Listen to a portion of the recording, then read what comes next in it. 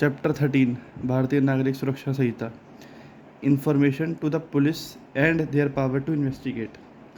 ये सेक्शन बताता है बेसिकली कि क्रिमिनल जस्टिस सिस्टम पिक्चर में कैसे आता है। जब भी कोई ऑफेंस होता है, मान लो ए ने बी का मर्डर कर दिया, तो सबसे पहले बी के रिश्तेदार या कोई भी इंसान क्या करेगा?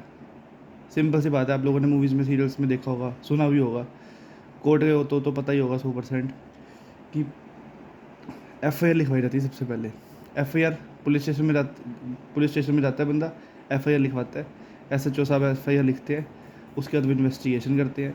अगर ज़रूरी लगता है मर्डर जैसे ऑफेंस में तो अरेस्ट करा ही जाता है। उसके बाद पुलिस अरेस्ट करती है, उसके बाद एक फ़ाइल तैयार करती है जिसे पुलिस रिपोर्ट या फाइनल रिपोर्ट या चार्जशीट या चालान भी कहते हैं। तो सबसे पहले शुरुआत कैसे होती है? एफआईआर से। सेक्शन 173 ऑफ BNSS बताता है कि every information relating to the commission of a cognizable offence, जो भी इंफॉर्मेशन है कॉग्निजेबल ऑफेंस से रिलेटेड, अब इससे फ़र्क नहीं पड़ता कि जिस एरिया में ऑफेंस हुआ है वहीं के थाने में लिखवाई है या कहीं और के थाने में लिखवाई है। यहाँ पे लिखा है irrespective of the area where the offence is committed. मतलब मान लो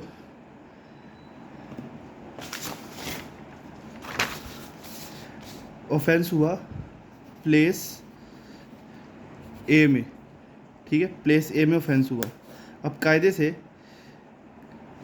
तो प्लेस ए के ही पुलिस स्टेशन में आना चाहिए, पर क्योंकि यहाँ पे लिखा है irrespective of the area where the offence is committed, तो ऑफेंस चाहे प्लेस ए में हुआ पर प्लेस बी के भी पुलिस स्टेशन में जाया जा सकता है। जनरली यहीं पे ही जाएंगे जनरली, पर कोई ज़रूरी नहीं है, प्लेस बी के पुलिस स्टेशन में भी जा सकते हैं एफआईआर लिखवाने के लिए, क्योंकि crime is the offence against whole society. इससे नहीं फ़र्क पड़ता कि कहाँ पे ऑफेंस हुआ, कहीं पे भी जाके एफआईआर लिखवा सकते हैं। जो सीआरपीसी थी उसमें ये चीज़ सेक्शन में नहीं लिखी हुई थी। सुप्रीम कोर्ट ने कुछ जजमेंट्स में बोला था 0 एफआईआर पे, तो इसलिए रूल यही वाला फॉलो होता था कि किसी भी थाने में लिखवा सकते हैं, पर लिखा नहीं हुआ था स्पेसिफिकली सेक्शन में। अब सेक्शन में लिख दिया specifically.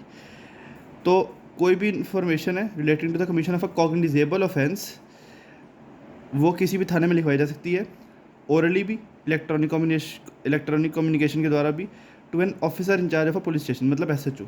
Officer in-charge of a police station को कॉमन पार्लेंस में एसएचओ भी कहते हैं, ठीक है।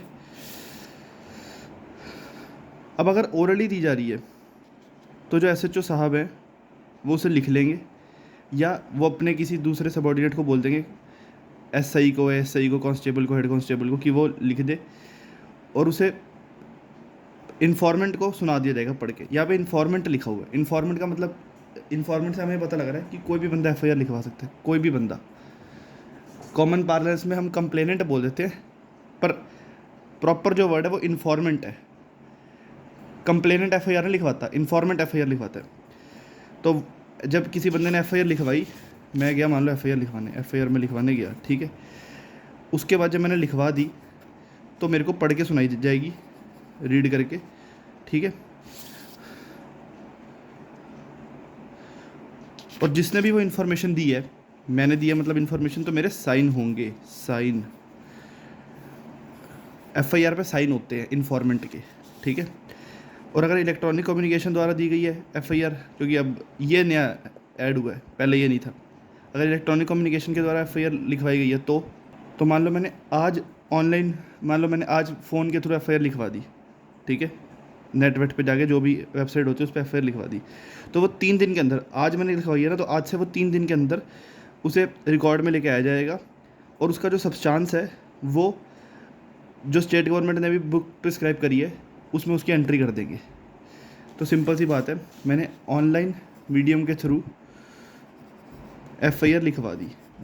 अब इसे रिकॉर्ड पे भी लाना पड़ेगा, तो इसे रिकॉर्ड पे ले जाएगा 3 दिन में, ठीक है। और इस चीज़ की एंट्री एक बुक में करी जाएगी, इसके सब्सटेंस की एंट्री एक बुक में करी जाएगी जो स्टेट गवर्नमेंट प्रिस्क्राइब करती है, इसके सब्सटेंस की एंट्री एक बुक में।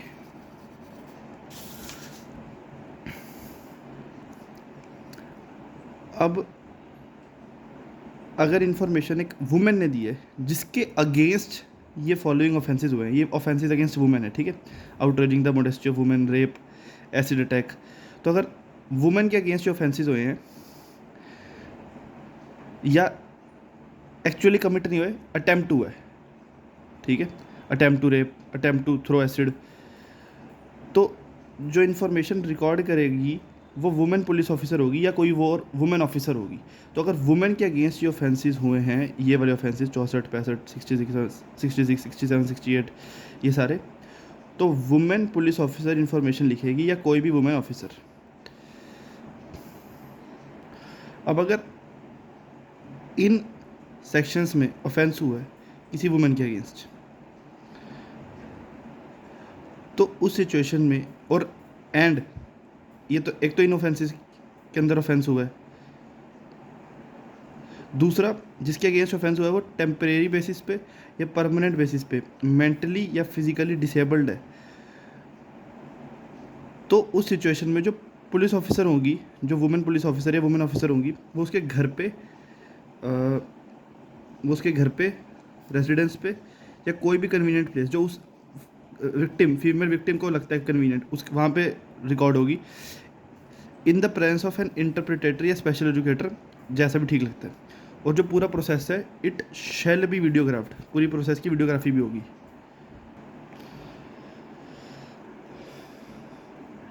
और उसके बाद जो पुलिस ऑफिसर होगी वो जल्दी से जल्दी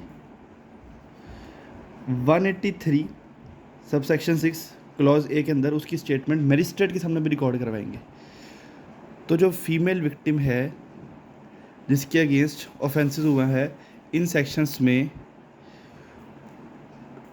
पहली चीज़ तो ये कि उसकी स्टेटमेंट वुमेन ऑफिसर या वुमेन पुलिस ऑफिसर लिखेगी। अगर वो टेम्परेरी या परमानेंटली मेंटली या फिजिकली डिसेबल्ड है तो उसके घर पे या और किसी कन्वीनियंट प्लेस पे उसकी स्टेटमेंट रिकॉर्ड होगी in the presence of an interpreter या स्पेशल एजुकेटर।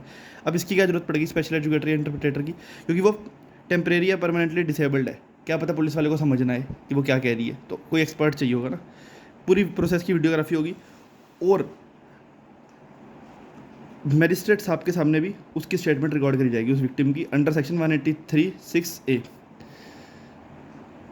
पुरानी जो सीआरपीसी थी, पुरानी सीआरपीसी जो थी उसमें 164 के जो उसमें 164 के बयान थे, उसमें 164 के अंदर, सेक्शन 164 के अंदर उस फीमेल विक्टिम की स्टेटमेंट रिकॉर्ड होती थी। अब 183(6)(a) के अंदर होती है सब सेक्शन 2। जो एफ की कॉपी है वो फ्री ऑफ कॉस्ट दी जाएगी टू द इन्फॉर्मेंट और विक्टिम। पहले यहाँ पे विक्टिम शब्द नहीं लिखा था सीआरपीसी में। एफ की कॉपी दी जाएगी free of cost to the informant और विक्टिम। यहाँ पे फ्री ऑफ कॉस्ट इंपॉर्टेंट है क्योंकि क्रिमिनल जस्टिस सिस्टम में पैसे नहीं लगते, सिविल जस्टिस सिस्टम में हर चीज़ के पैसे लगते हैं। सब सेक्शन 3 ने ऐड हुआ है। पहले जो ललिता कुमारी वर्सेस स्टेट ऑफ यूपी के केस में गाइडलाइंस थी ना प्रीलिमिनरी इंक्वायरी के बारे में, वो गाइडलाइंस इन्होंने सेक्शन में डाल दी, तो ये अच्छी चीज़ करी है।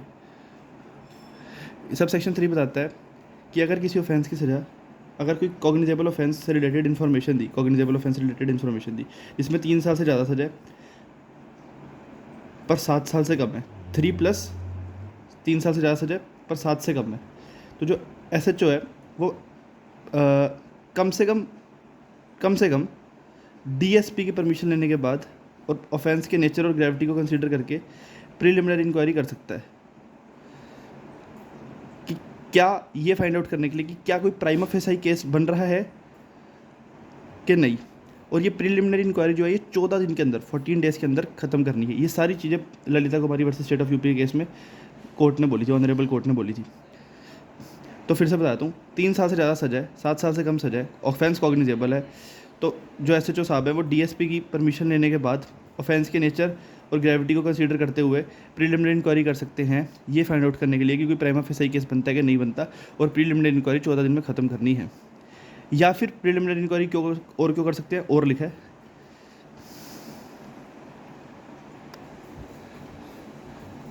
और अगर प्राइमा फेसाई केस बनता है तो फिर पुलिस इन्वेस्टिगेशन कर देगी।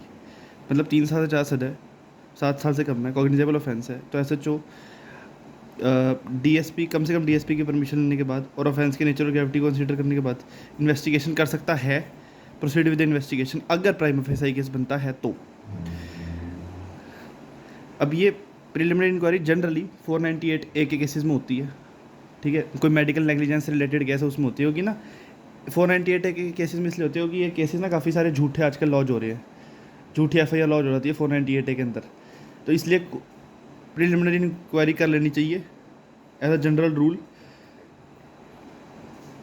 ताकि जो दूसरी पार्टी है जिसके अगेंस्ट FIR लिखवाई जा रही है वो हरास ना हो। और मेडिकल नेग्लिजेंस में इसलिए करनी पड़ सकती है प्रिलिमिनरी इंक्वायरी, क्योंकि पुलिस एक्सपर्ट नहीं होती उन मैटर्स में, पुलिस की एक्सपर्टीज़ नहीं है। सबसेक्शन 4 इंपॉर्टेंट है काफ़ी ज़्यादा।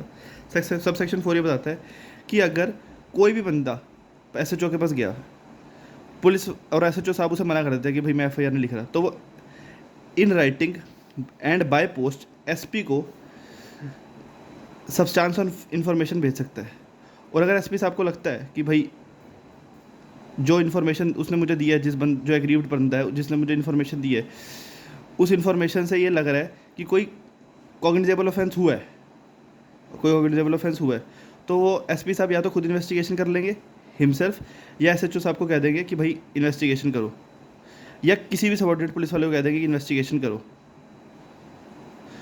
और जो भी इन्वेस्टिगेशन करेगा उसके पास वो सारी पावर होगी जो एक SHO के पास पावर होती है इन्वेस्टिगेशन करने के लिए। तो अगर मैं पूरा समअप करूं तो सबसे पहले सबसेक्शन 1 ये बताता है कि कोई भी इंसान FIR लिखवा सकता है किसी भी थाने में जाके। FIR ओरली भी लिखवाई जा सकती है, मैंने बोला SHO साहब ने लिखा, या SHO साहब के किसी सबऑर्डिनेट ने लिखा, या फिर उन्होंने खुद ही या फिर मैं रिटर्न में लेके गया था, मैं लिख के लेके गया था, ठीक है। अगर मैं ओरली बोल रहा हूँ तो वो मुझे पढ़ के सुना देंगे, मेरे साइन करवा देंगे। अगर मैंने उन्हें लिख के पहले से ही दे दिया था तो वो मेरे साइन करवा देंगे, तो पढ़ के सुनाने की जरूरत नहीं होगी, लिखा ही मैंने था। अगर इलेक्ट्रॉनिक कम्युनिकेशन द्वारा FIR लॉन्च करी है तो 3 दिन के अंदर उसे रिकॉर्ड पे ले जाएगा और उसका सब्सटेंस बुक में लिखा जाएगा, विच इज़ जो स्टेट गवर्नमेंट जिस तरीके से जो भी बुक बताती है उस बुक में लिखा जाएगा। प्रोवाइजो बताता है कि अगर वुमेन के अगेंस्ट ये ऑफेंसेज हुए हैं या इनका अटैम्प्ट हुआ है तो वुमेन ऑफिसर या वुमेन पुलिस ऑफिसर लिखेगी। फिर इसका ये जो A पार्ट है ये बताता है कि अगर वो फिजिकली या मेंटली परमानेंटली या टेम्परेरी बेसिस पे डिसेबल्ड है तो उसके घर पे या और किसी कन्वीनियंट प्लेस पे लिखा जाएगा in the presence of special interpreter या एजुकेटर, जैसा भी ठीक लगता है। ये पूरे प्रोसेस को वीडियोग्राफ भी करा जाएगा। C पॉइंट ये बताता है कि मैजिस्ट्रेट साहब के साथ उस विक्टिम की स्टेटमेंट रिकॉर्ड होगी, उस फीमेल विक्टिम की, अंडर सेक्शन 183(6)A। FIR की कॉपी इन्फॉर्मेंट को दी जाएगी फ्री ऑफ कॉस्ट, या विक्टिम को दी जाएगी फ्री ऑफ कॉस्ट जिसने भी FIR लिखवाई है। अगर ऑफेंस कॉग्निजेबल है और 3 साल से ज़्यादा सजा पर 7 साल से कम सजा और SHO साहब को लगता है कि इसमें प्रीलिमिनरी इंक्वायरी करनी चाहिए तो वो DSP की परमिशन लेने के बाद, कम से कम DSP की परमिशन लेने के बाद और ऑफेंस के नेचर और ग्रेविटी को कंसीडर करते हुए प्रीलिमिनरी इंक्वायरी कर सकते हैं, ये देखने के लिए कि क्या प्राइमा फेसाई केस बनता है कि नहीं बनता, मतलब ऊपर से ऑफेंस बनता है कि नहीं बनता, 14 दिन में ख़त्म करनी है। और अगर उन्हें लगता है कि भाई प्राइमा फेसाई केस बनता है तो वो इन्वेस्टिगेशन कर लेंगे। अगर SHO साहब FIR नहीं लिख रहे तो एक आदमी जिसकी FIR नहीं लिखी जा रही, जो भी एग्रीव्ड पर्सन है, वो सब्सटेंस ऑफ इन्फॉर्मेशन SP साहब को भेज सकता है in writing and by post.